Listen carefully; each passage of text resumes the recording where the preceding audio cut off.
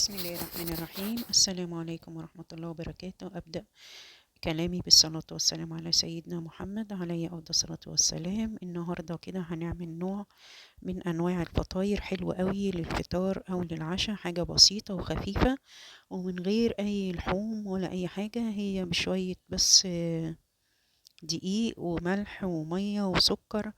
هندوبهم مع بعض وربع كوباية زيت ومجين كبار من الدقيق، وهنبتدي نعجن العجينة بتاعتنا ونقدر بقى نعملها بحشوات زي ما احنا عايزين. النهاردة احنا هنعملها بحشوة الجبنة وإضافات تانية هنشوفها مع بعض واحنا بنعمل الطريقة بتاعتنا. هتعجبكم جدا، خفيفة وبسيطة وطعمها جميل جدا وسريعة، تنفع لو حد جالك فجأة ممكن تعمليها. تغيير الفطار الصبح تنفع. ممكن كمان أعملها في اللانش بوكس للأولاد في المدارس ياخدوها معاهم، مفيش مشكلة برضو، حاجة جميلة جدا. يلا بينا نبتدي نعملها. هنا طبعا حطيت شوية ذرة ملح ونص معلقة سكر ومية تكون كده فترة، وحطيت نص كوباية زيت كده، كوباية صغيرة، وهبتدي اعمل العجينة بتاعتي. العجينة بتاعتي هنا ما بتبقاش جامدة قاسية شوية ولا بتبقى سايلة قوي، يعني بتبقى عجينة قطنية خفيفة جدا هشة في منتهى الجمال. زي ما انتوا شايفين بدوب الدقيق في المادة السائلة اللي هي الزيت والمية، وبعد كده ببتدي احط الدقيق. هنا بيختلف نوع عن نوع، ممكن انا اقول كوب مجين، وممكن انا وانا بعمل العجينة احتاج شوية دقيق، فانتي هتقيميها بنفسك. لازم تبقى العجينة يعني متماسكة بس قطنية في نفس الوقت، ما بتبقاش جامدة قوي ولا سايلة قوي. يعني انا كده هحط لها طبعا شوية دقيق كمان لغاية لما تتماسك معايا، بس مش هحط كتير. وبعد كده ابتدي الم العجينة كده، ادهن ايدي زيت او سمنة وابتدي الم العجينة بتاعتي وهسيبها طبعا ترتاح، وبعد كده هنبتدي نعمل باقي الطريقة بتاعتنا.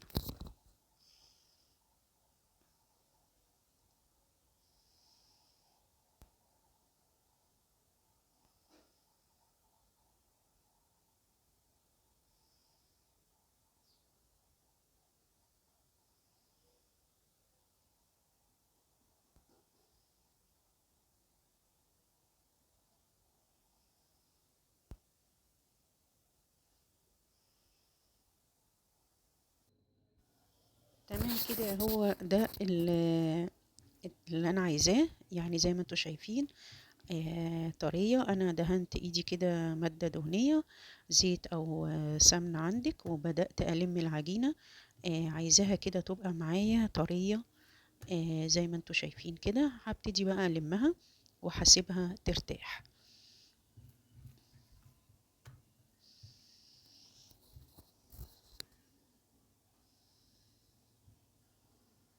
يعني بالظبط كده ربع ساعة لازم مادة الجلوتين تشتغل معانا. هنا بجيب بقى الصاج بتاع الفرن، وهجيب ورقة زبدة واحطها في الصاج، وهبتدي اشكل العجينة بتاعتي لكور كده، وهسيبها ابططها وابتدي اعمل الحشوة بتاعتي ونشكلها مع بعض. زي ما انتوا شايفين انا بحطها كده. هي في طريقتين، ان انا بفردها زي ما انتوا شايفين، هي العجينة معايا ارتاحت وبقت سهلة قوي تتفرد بالايد، بسيبها كده زي يعني زي ما انتوا شايفين، وهبتدي بقى ايه اعمل بقية العجين كده. وفي طريقة كمان ان انا باخد واحدة وافردها بايدي، ولا مرديانة ولا اي حاجة، العجينة مرتاحة وطرية معايا بتتفرد بكل سهولة. ونبتدي بقى نعمل ايه الحشوة بتاعتنا.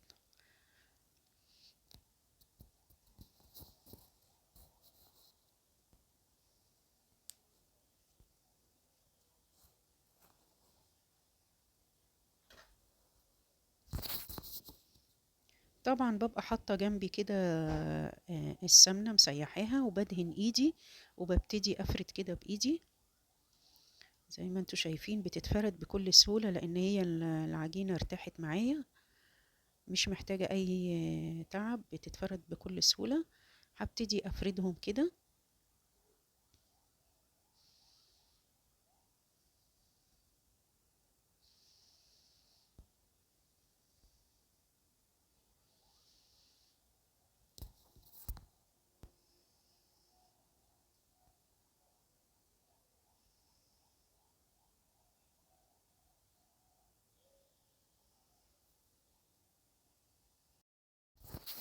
هنا فردت زي ما انتوا شايفين واحدة بإيدي بس اتفردت خالص، فردتها اهو زي ما انتوا شايفين اتفردت معايا بكل سهولة. وهنا طبعا حضرت، جبت فلفل ألوان الأحمر والأصفر والأخضر وقطعتهم قطع صغيرة.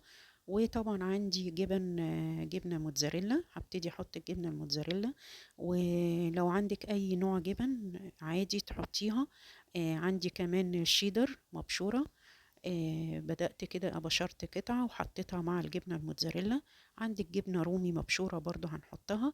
ده فلفل ألوان، مش طماطم، ده فلفل أحمر وفلفل أصفر وفلفل أخضر فقط لا غير. وهبتدي أطبق كده الفطيرة بتاعتي دي طريقة تانية زي ما انتوا شايفين. وهبتدي كده ايه أحطها برضو في الصاج بتاعي على ورقة الزبدة.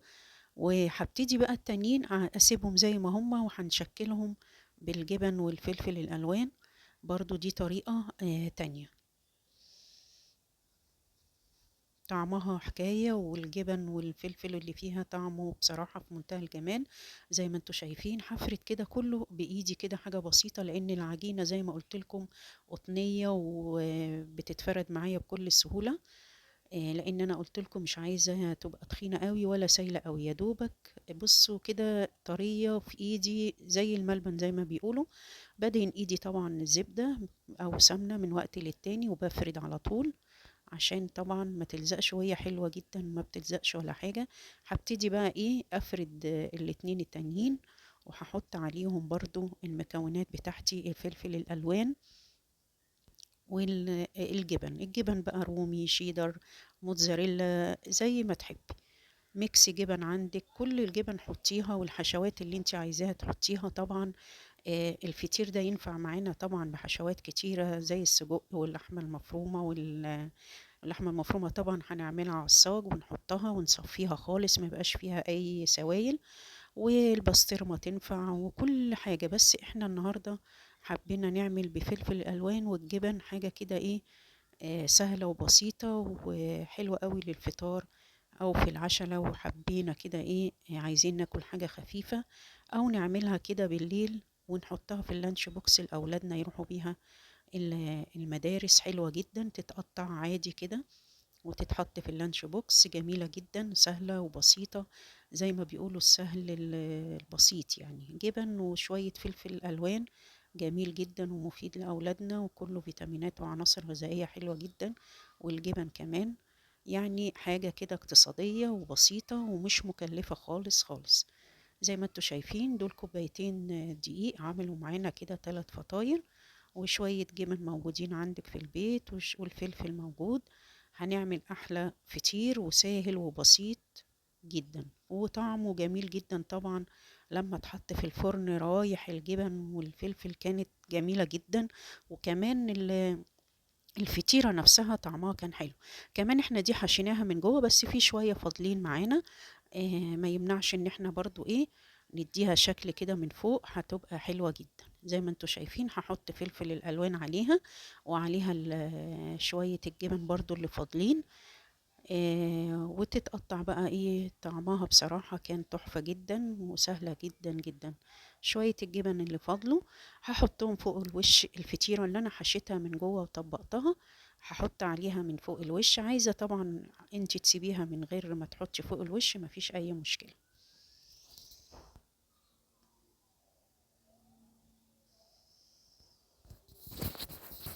شايفين شكل الفطير والوان الفلفل والجبن حاجة في منتهى الجمال.